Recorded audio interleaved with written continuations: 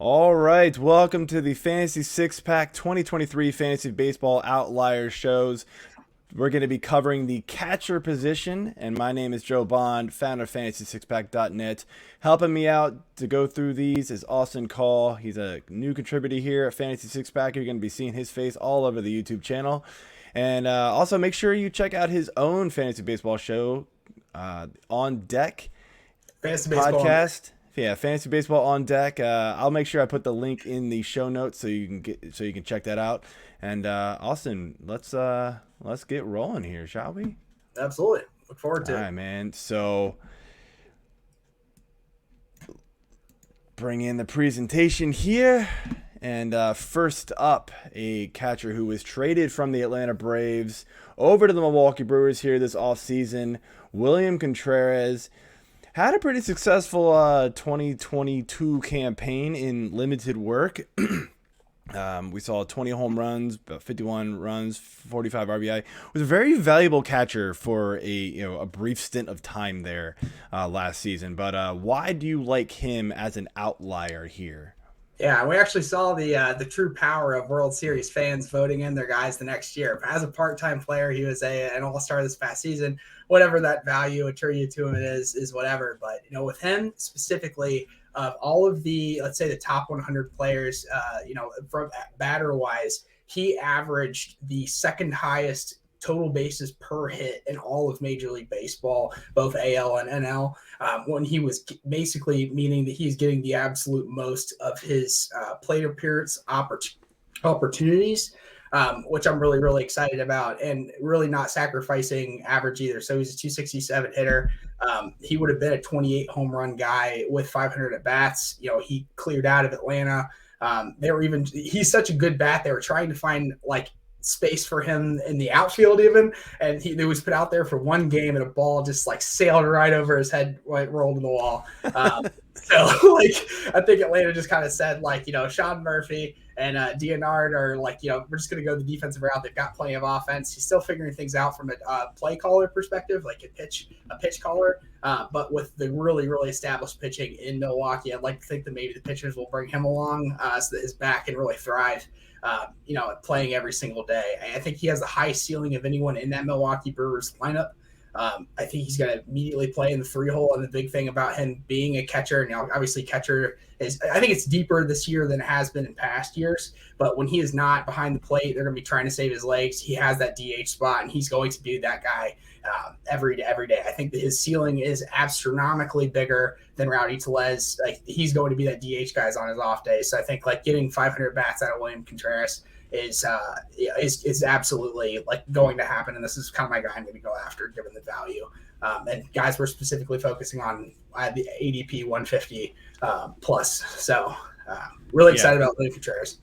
Yeah, I mean, so projections have him just under 500, but it's definitely within reach for sure. And he's a guy that I like. I mean, yeah, you're right. If he can get in that lineup, he's going to do good things. And you kind of just need plate appearances for your catcher, more so than anything. And if you can get some pop, you're good. And his average is solid too. But let's move on here to the next guy that you like here as an outlier, and it is Tyler Stevenson of your Cincinnati Reds. Yeah.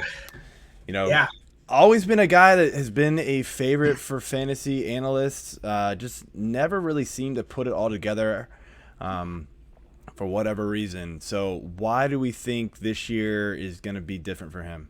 So I would argue that when he's been on the field, he has had it completely together exclusively. He's well, yeah, I guess that's what I mean. Yeah, I mean, across his career, he has a 297 average as a hitter, and he through 3 seasons as a part-time. Well, 1 season as a part-time player, and then 2 seasons as a part-time player. Last year as a full-time player, but hurt for the majority of the year. He's gotten 533 at bats. And this is something that I expect him to get this upcoming season if he was going to be relatively healthy the entire year. Similar to William Contreras, he's going to play every single day. when he is not behind the plate playing catcher. He was kind of forced to play first base. They made sure his bat stayed in the lineup when Joey Votto was hurt during the 2021 season. We were trying to make the playoffs. He was top first base. He's a solid first baseman, and with the addition of DH, he really has 3 options and 3 slots he can move into. And similar to William Contreras, I think of all the Cincinnati Reds hitters, he has the highest just on the field value for a bat. They're going to keep him in the lineup every day. I very much expect him. He's the only catcher title of really any player over the last couple of years I think truly could get up to 600 at bats just because of their situation. Like, it's a Cincinnati Reds team's not going to win a lot of games. They're just honestly, they're trying to sell as many tickets as possible. People want to come see Tyler Stevenson, 6'4", mutant who really hasn't really like come into his power yet. But given that, just in 2022, he had a 319 average, was third overall in all of Major League Baseball, and first for his position. And his on-base percentage being 375 is 13th overall and first for his position. Again, that's a smaller sample size. But, just given the fact, again, volume playing every single day, whether it's first base, catcher, or DH, he's got to be in the lineup. He's got to be that 3-hole, 4-hole hitter. And, he's done nothing but succeed, over his time with Cincinnati so far. It's just a matter of keeping those concussions gone and out of mind. Yeah. I guess the only other thing you got to worry about there is that Reds lineup isn't the strongest. So, getting that production from other players to help boost his own stats might not be there as it would be for, this is why he's lower down in the rung of rankings and ADP and things like that, is because of that. It's built in. But he's a very productive player that you can get late. So next up, moving on here to the Los Angeles Angels and Logan O'Hoppe. I hope I pronounced that right. Like what I did there. No, that was bad. Anyway, so this is the guy who, super late in drafts, obviously. Very limited playing time last season, which is why you see the stats is what they are. But tell me why you like him. Yeah, I mean, there's nothing wrong with Logan O'Hoppe, however you pronounce his last name. He was in the Philadelphia Phillies lineup. They had a lot vested into him. It's just the fact that, like, JT Realmuto has a big contract, and he already plays catcher and first base, and it's one of those things. They're making a run at the playoffs last year, and they needed outfield help bad. That I think at the beginning of the year, the Philadelphia Phillies had these absolutely most unathletic defense I've ever seen fielded in on a baseball field from a speed perspective. So they were like, again, I think that Logan O'Hoppe has a ton of potential. He was just traded for Brandon Marsh because they just needed help defensively in the outfield, and it worked out for him, given that they made the World Series. But Logan, I think, has a ton of potential. He's only succeeded. He's the number 64 prospect in all of baseball right now. He's the number 1 prospect in their system. There's no one from a veteran perspective that is going to challenge him for at-bats, and he's going to take on as much as he can. Every report that I've seen is that they are going to hand him the reins. What's funny enough, I think this is kind of a goofy stat, but he earned the Darnell Stinson Sportsmanship Award, which means absolutely nothing from a productivity perspective, but they talked about he earned it because the catchers, like, everyone speaks so highly of him that work with him. Pitchers love to work with Logan. So really just the concept of he is so touted as being a good game manager that pitchers like to work with. He is going to have a good relationship with 1 through 5 in the starting rotation, really have a good opportunity to take on as many innings as he really can, with those limber hips and such. In 2022, across minor leagues, and up in the majors for about a month, he had a 287 average, had 26 home runs. And I couldn't ask for any more than him. And he had a 416 on base percentage. Like, he has every opportunity to succeed. And I think with the lineup that has 2 perennial MVP candidates at the top of the lineup, I really think that he has the potential to fill in as maybe even like that 5-hole slot.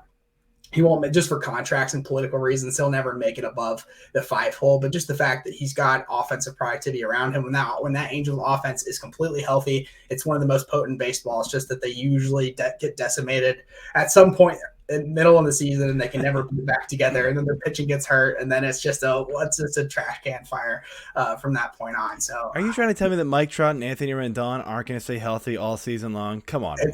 I'm going to tell you that Mike Trout's going to be the top 10 player at his position in only 400 at bats. Yes, so, because that's what he does. Yeah, right.